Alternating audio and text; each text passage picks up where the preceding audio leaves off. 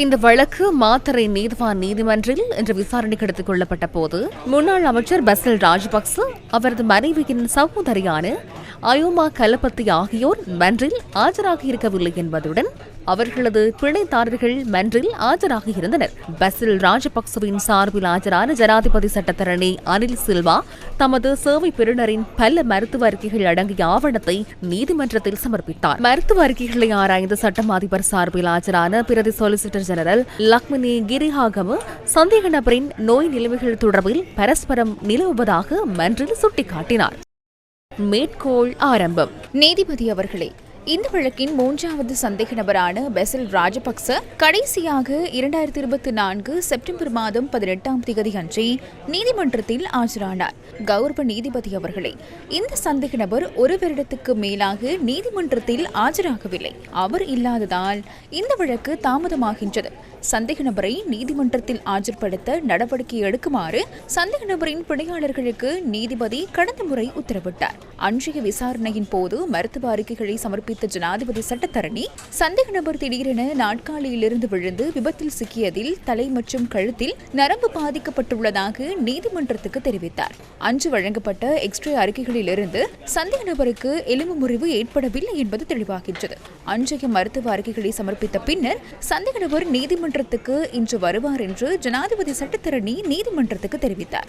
கௌரவ நீதிபதி அவர்களே, சந்தேக நபர் நாட்காலியிலிருந்து விழுந்து தலை கழுத்தில் நரம்பில் காயம் ஏற்பட்டதாக ஜார்ஜ் விட்டி என்ற வைத்தியர் மருத்துவ அறிக்கைகளை வெளியிட்டார். இன்று வைத்தியரின் கடிதத்தில் சந்தேக நபர் லெப்ட் சைட் சயாட்டிகாவால் பாதிக்கப்பட்டுள்ளதாக குறிப்பிடப்பட்டுள்ளது.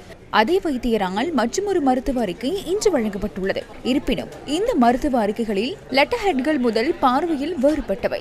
மேலும் இந்த வைத்தியர் ஜார்ஜ் சிட்டி ஒவ்வொரு அறிக்கையிலும் சந்தேக நபரின் அறிகுறிகளை மாத்திரமே குறிப்பிட்டுள்ளார். மேலும் அவர் விமான பயணத்துக்கு தகுதியற்றவர் என்று பரிந்துரைத்துள்ளார். இருப்பினும் அவரது மருத்துவ நிலை அல்லது அவர் என்ன மருந்துகளை எடுத்துக் கொள்கிறார் என்பதற்கு எந்த மருத்துவ விளக்கமும் இல்லை.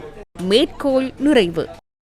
சந்தேக நபர் விமானத்தில் பயணிப்பது உகந்ததல்ல என பரிந்துரைத்துள்ள நிலையில் சந்தேக நபர் இலங்கை நாட்டிற்கு திரும்புவதற்கான டிக்கெட்டுகளை முன்பதிவு செய்ததாகவும் பின்னர் டிக்கெட்டுகளை ரத்து செய்ததாகவும் பிரதி சொலிசிட்டர் ஜெனரல் மன்றில் தெரிவித்தார்.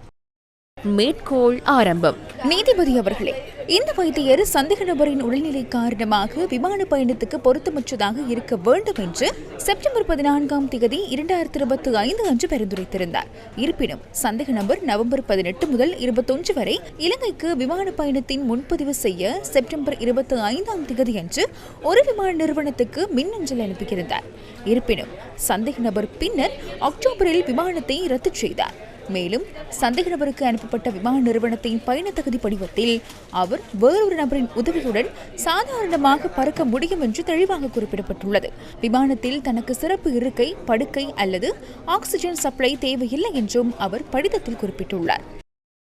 மேற்கோள் நிறைவு. சந்தேக நபரின் மருத்துவ நிலை குறித்து நீதிமன்றத்தில் சமர்ப்பிக்கப்பட்ட மருத்துவ அறிக்கைகள் ஏற்றுக்கொள்ள முடியாதவை என்பதால் இந்த உண்மைகளை கருத்தில் கொண்டு இது தொடர்பாக உத்தரவு பிறப்பிக்குமாறு பிரதி சொலிசிட்டர் ஜெனரல் நீதிமன்றத்தில் கோரிக்கை விடுத்தார். விடயங்களை ஆராய்ந்த நீதிவான் சதுர திசாநாயக்க சந்தேக நபர் பசில் ராஜபக்சவின் நோய் நிலைமை குறித்த விரிவான மருத்துவ அறிக்கையை அடுத்த நீதிமன்ற தவணைக்குள் மன்றில் சமர்ப்பிக்க வேண்டும் என பசில் ராஜபக்ச சார்பில் மன்றில் ஆஜரான அவரது சட்டத்தரணிகளுக்கு உத்தரவிட்டார். குறித்த அறிக்கைகளை சமர்ப்பிக்காவிட்டால் சந்தேக நபருக்கு நீதிமன்றத்தில் வழங்கப்பட்டுள்ள பிணை நிதியை அரசுடைமையாக்காமல் இருப்பதற்கான காரணங்களை முன்வைக்குமாறும் நீதிவான் உத்தரவு பிறப்பித்தார்.